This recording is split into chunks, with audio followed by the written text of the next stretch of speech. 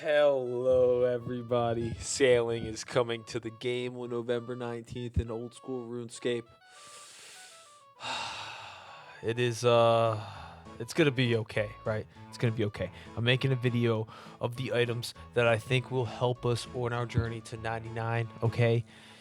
Even though it's gonna be painful and we're gonna lose our beautiful maxcapes, it's gonna be okay. Okay, I think we're gonna make it. The first thing that I would like to talk about is gonna be these beautiful things with my feet right here, the flippers. Yes, the flippers. Okay, the flippers help you move or run underwater, right? And I have a feeling that our boats are gonna be capsizing when sailing the seas in Gillinor. And if you get in the water, this is going to help you move a little bit faster to hopefully, I don't know, turn your boat back up if that's possible. I never played the beta, so I have no idea if turning your boat back up is going to be possible. But I have a feeling the flippers are going to help us, especially if we have to leave the boat to get something that is in the water and it's not all on the boat. Let's get into the rest of the stuff. I appreciate y'all being here. Now, this next item might not be used at all, probably won't be used at all. And if you don't have it, that's okay, because you get to try it on the season. It does the same thing. It's what's in my hand right here. It's the Merfolk Trident. Not really an item that many people have, not an item that many people know about. Basically, it gives an increased chance to scare off fish shoals into the net when you're doing the drift net fishing. Okay, I've never even done drift net fishing in this game, but you want to get it to make drift net fishing easier if you have to do it for sailing at any point, whether that be a quest, whether that be an achievement kind of activity, whatever it is, marking something, charting something on the map, just get it. That way you don't have, just go by, try it on the seas. That way you already have it with you when you're out on the seas if you come across it. I have zero doubt that the plank sack won't be useful in this. The plank sack has to be useful in this, okay? If you think about it, mahogany hull parts are made with 41 construction. That's with 5 mahogany planks. The Camp 4, the Ironwood, and the Rosewood planks, level 53, 77, and 84, in the order that I listed them, are going to be what gets you those hull parts. The Camp 4 hull part, the Ironwood hull part, and the Rosewood hull part. So there's no doubt that finding an island, getting your axe out, doing this little thing right here, this little thing right here. There's no way getting an island with the plank sack is not gonna be good for you. It has to be good for you.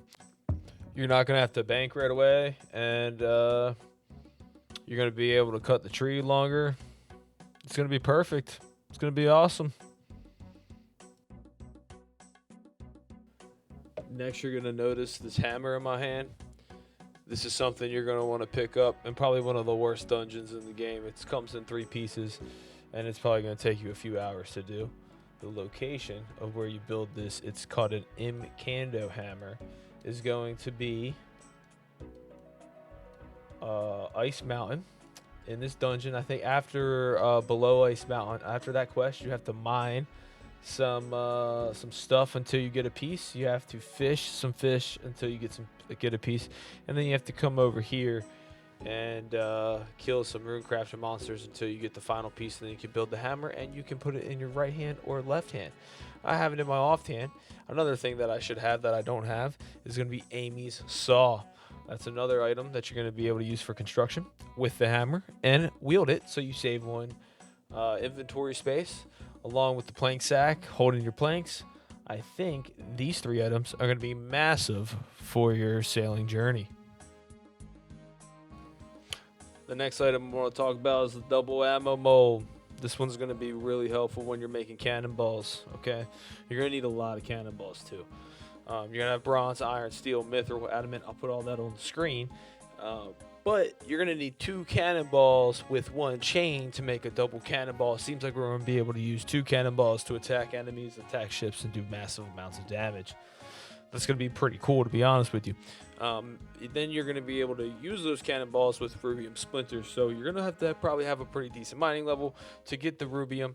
I would probably say at least like 40 or so to get the rubium. Start mixing that with your cannonballs or using the splinters on the cannonballs. I don't know what it does. It looks like it just changes their color. Probably it has like some sort of burn effect, incendiary, and then chain shots have a bind effect. If you see that right there. Going up to the top of this picture, though, you're going to have keel parts. I guess a keel is part of a boat. 5 room bars for 1 keel part. And then you're going to need 5 keels for 1 large keel part. You're probably going to need multiple large keel parts to build your boat. Again, I didn't play the beta. Just guessing here. And then we have the new ore, lead, and nickel. So it's going to be interesting to see how all that kind of plays into everything. But I would really say get your double ammo mold. And if you didn't or you already have, buy your smithing armor, because you can see right there I haven't. I might get some flack for this one, but I really don't care. I genuinely think this is going to be good. The ancient wyvern shield, right? Why do I think this is going to be good? Well, because we're going to get frost dragons. Frost dragons are going to be the most abused NPC in this whole entire skill for like what we need for dragon cheats. Reason being, you can kill frost dragons with 1 slayer level. With just 1 slayer level, and you can get them assigned by Neve and Duradel or Curadel, depending on how far you are into the game. No spoilers. And then you got the lava skyworms. You need level 62 slayer to kill those. Okay, and those drop dragon sheets. So yes, I think the ancient wyvern shield is going to be a little bit better and a little bit more sought after sailing comes out. Doesn't make it a good skill. Doesn't mean I want it, but just an idea. You might want to pick one of these up because the frost dragon might have an ability that this shield is going to be able to negate. It would not be a bad shout to start doing some slayer right now. Cash up some extra points. I think right now I'm sitting at around 1100. But yeah, go do some wildy slayer. Take advantage of your wildy task and the bonuses you get on the 10th task and the 100th task and the 50th task with that. It's going to be very helpful. Being able to have slayer points to skip through for the strike worms. I did not mean to say sky worms earlier. So the strike worms are, we don't know what the rates are going to be, but if you can kill those at like level, I think it was like 62 slayer, and then the dragons are like level 87. Try to rush 87 as fast as possible. But if you get a task, or maybe you have an alt account that you're trying to slayer or sailing on, and then you'll be able to try to get a dragon sheet for your main, and then that's got to be faster XP. I'm thinking if you get the dragon parts, build the dragon ships, that's what's going to get you the fastest XP, because it's going to be able to hold the best utilities on board and everything like that. Obviously, you're going to need the planks and everything, but we got that figured out, like I talked about in the beginning part of this video.